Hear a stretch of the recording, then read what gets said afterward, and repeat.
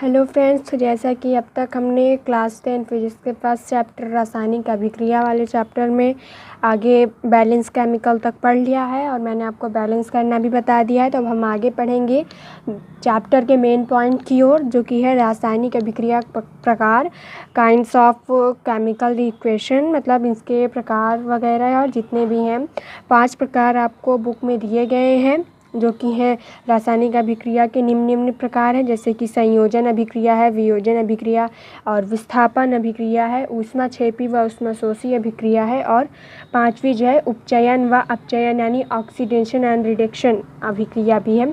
ये सब अभिक्रिया को आपको अच्छे से पढ़ना है। तो सबसे पहले हम इस वीडियो में आज संयोजन अभिक्रिया क्लियर करने की कोशिश करेंगे। तो आइए हम संयोजन अभिक्रिया पढ़ते हैं। जैसे कि आप देख रहे हैं यहाँ संयोजन अभिक्रिया है, यही रासायनिक अभिक्रिया की पहली पॉइंट है, कॉम्बिनेशन रिएक्शन। तो आप देखते हैं नाम से ही हमें समझ में आ रहा है कि संयोजन का मतलब कोई दो चीज़ें जो आपस में मिल जाती हों। वह अभिक्रिया जिसमें दो या दो से अधिक अभिकारकों से एक एकल उत्पाद का निर्माण हो, तो ऐसी अभिक्रिया को संयोजन अभिक्रिया कहते हैं। इसका मतलब है कि कोई दो चीज़ें जब एक बन जाती हैं, जब कोई दो चीज़ें जुड़ जाती हैं, मिल जाती हैं, तो उनका निर्माण एक हो जाए तो उसे हम क्या कहते हैं, संयोजन अभिक्रिया। जैसे इसके लिए एक सूत्र है A+B-AB।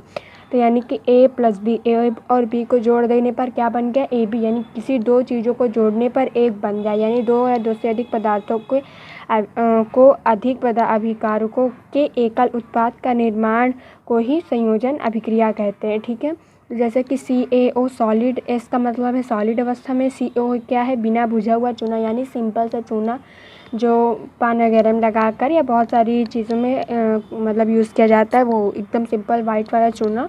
और CaO चूने का सूत्र होता है सॉलिड मतलब ठोस अवस्था में रहे, गीला ना रहे, वो ठोस अवस्था में रहे, प्लस H2O लिक्विड यानी कि जल, लिक्विड अवस्था में रहे, द्रव अवस्था में रहे, और डैश, ये दोनों को जोड़कर क्या बनता है, CaOH2, बुझा हुआ चूना। बुझा हुआ चूना का मतलब क्या है कि H2O से मिलाने पे वो जलने तो लगेगा नहीं, लेकिन हाँ उसमें एक ऊष्माक्षेपी मतलब अभिक्रिया होती है, एक जलन वाली प्रक्रिया होती है कि जैसे ही आप चूने को पानी के साथ मिलाएंगे तो आप देखेंगे कि जिस कटोरी में मिलाए हैं तो उसमें से भाप निकलने लगेगा, वो जलने लगेगा, एक हिसाब से अंदर ही वो जलने लगेगा, तो उससे कहते हैं बुझा हुआ चूना। इसीलिए कहा जाता है कि वो जल गया, वो बुझा हुआ चूना। इसीलिए यहाँ पे CaO रखा गया, बिना बुझा और बुझा हुआ चूना। जैसा कि हमने CaO रखा, CaO क्या है, इसको हम ये नहीं लिखेंगे बिना बुझा हुआ चूना, बल्कि हमें लिखना है कैल्शियम ऑक्साइड है, H2O हमारा जल का विलयन है, और CaOH2 क्या है, कैल्शियम हाइड्रोक्साइड है। CaOH2 क्या है, कैल्शियम हाइड्रोक्साइड है। अब एक क्वेश्चन है जो कि आपके लिए काफ़ी जो है इम्पोर्टेंट क्वेश्चन बन सकता है। तो हम देखते हैं, क्वेश्चन है, चूना पानी से दीवार की पुताई करने पर कुछ दिन बाद उसमें चमक कैसे आ जाती है। फ्रेंड्स, आपने देखा होगा कि आपके घर की दीवारें जब पेंट की जाती हैं तो उस पर चूना पानी से पेंट किया जाता है, और उसके बाद जो है चूना पानी से पहले पेंट किया जाता है और उसके बाद जो है उस पर अलग पेंट होता है। तो आपने ये चीज़ नोटिस किया होगा, अगर आप देखें तो जब चूने से हम उसे पुताई करते हैं तो कुछ दिन बाद दीवार में अपने आप ही चमक आ जाती है, शाइनिंग आ जाती है। बहुत लोग चूना से पेंट करवाने के बाद फिर दीवार में पेंट नहीं करवाते, क्योंकि वो वैसे ही चमकता है, ऐसे ही वाइट कलरफुल लगने लगता है, तो इसलिए से में नहीं करवाते। लेकिन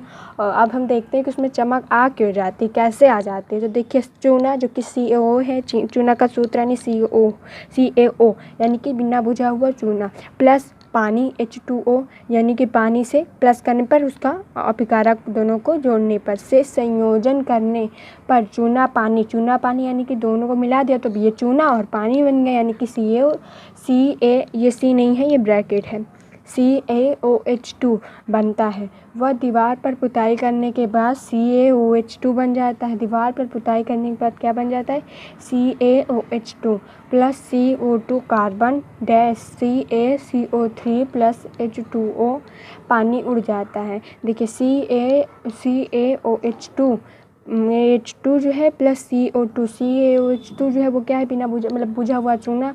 तो जब वो हवा में फैले कार्बन के साथ क्रिया करता है, CO2 के साथ क्रिया करता है, तो वो बन जाता है CaCO2 प्लस H2O, जल को अलग कर देता है, और CaCO3 बन जाता है। इसके साथ अभिक्रिया कर लेता है और जल को अलग कर देता है। जब जल अलग हो जाता है तो वो पानी उड़ जाता है, वाष्प बनकर उड़ जाता है। तो जैसे ही पानी उड़ जाता है तो कैल्शियम कार्बोनेट यानी कि जो CaOH2 था उसमें चमक आ जाती है। पानी के हट जाने के कारण ही इसमें चमक आ जाती है। तो इसका जो सूत्र बनेगा वो बनेगा CaOH2 + CO2 गैस। देखिए गैस है तो गैस ये बनता है CaOH3 सॉलिड बन जाता है, ठोस वस्तु बन जाता है ना, और H2O यानी कि ये ये कैल्शियम कार्बोनेट बन जाता है और ये जल बाहर की ओर निकल जाता है। अब हम देखते हैं अन्य संयोजन अभिक्रिया। कुछ अभिक्रियाएं 2-3 पॉइंट हम देख लेते हैं। जैसे कोयले का जलना। कोयला कैसे जलता है? कोयले को हम C से प्रदर्शित करते हैं जो कि सॉलिड अवस्था में, प्लस O2 यानी कि गैस। ये दोनों कोयला जब हवा में उपस्थित ऑक्सीजन से क्रिया करता है तो वो CO2 बन जाता है यानी कि हमारी कार्बन गैस बन जाता है। ठीक है, और अभिक्रियाएं देखते हैं।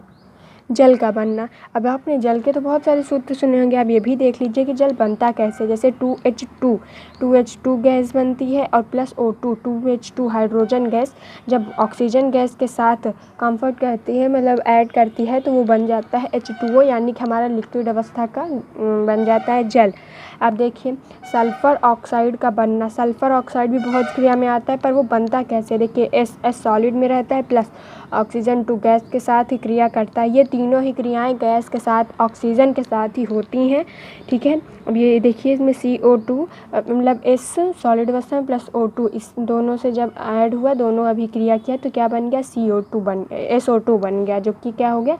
Sulphur oxide. अब यहाँ पर हमारी संयोजन अभिक्रिया कंप्लीट होती है। अगले वीडियो में मैं आपको दूसरी अभिक्रिया वियोजन यानी अपघटन अभिक्रिया पढ़ाऊँगी। जय हिंद दोस्तों।